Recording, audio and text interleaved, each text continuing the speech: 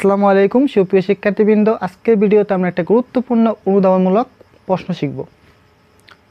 তো দেখো, প্রশ্নটা হলো গতিশক্তি কখনোই ঋণাত্মক হতে পারে না, ব্যাখ্যা করো। তো চলো এটা এক্সপ্লেইন করি।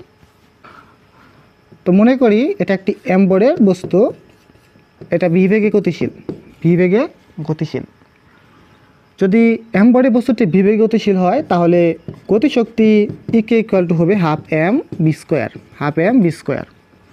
এখানে এম হলো বস্তুর ভর এবং বি হলো বেগ। ভর হলো স্কেলার রাশি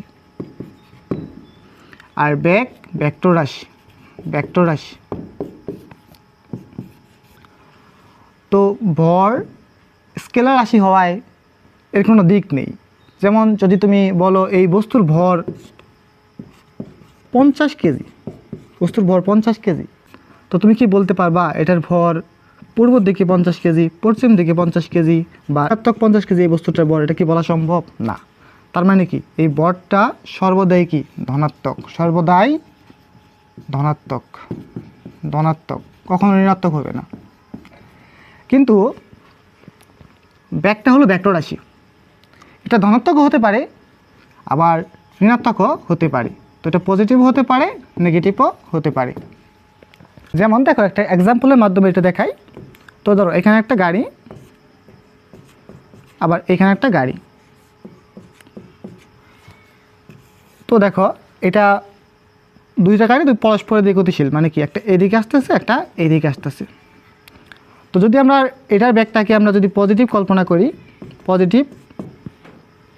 এই দ্বিতীয় গাড়িটার ব্যাগটাকে আমাদের যেহেতু গতির দিক পাল্টে গেছে তাই আমরা এটাকে নেগেটিভ কল্পনা করতে হবে। তার মানে কি এই ব্যাগটা ধনাত্মকও হতে পারে, ঋণাত্মকও হতে পারে। কিন্তু দেখো হলো ভি স্কোয়ার মানে কি বেগের বর্গ। তো এই বেগের বর্গ তুমি যদি পজিটিভ মান বসাও তবে কি পজিটিভ মান আসবে, আবার যদি নেগেটিভ মান বসাও দেখো নেগেটিভ -2 হোল স্কোয়ার কি পজিটিভ মান আসবে। তার মানে কি এই বেগের বর্গটা কখনোই ঋণাত্মক হতে পারে না। তার মানে হলো এখানে যে রাশিটা এম বি স্কোয়ার কি, যেহেতু এম সর্বদা ধনাত্মক, বি স্কোয়ারে সর্বদা ধনাত্মক, তার মানে কি M V square always positive. এই গতিশক্তির সাথে কার সম্পর্ক, এম বি স্কোয়ারের। এটা তো কনস্ট্যান্ট, হাফ তো কনস্ট্যান্ট। তার মানে কি যেহেতু হাফটা কি কনস্ট্যান্ট, তো এটা কি পজিটিভ, এম পজিটিভ, বেগের বর্গ পজিটিভ, তার মানে কি গতিশক্তি পজিটিভ, কখনো ঋণাত্মক হতে পারে না।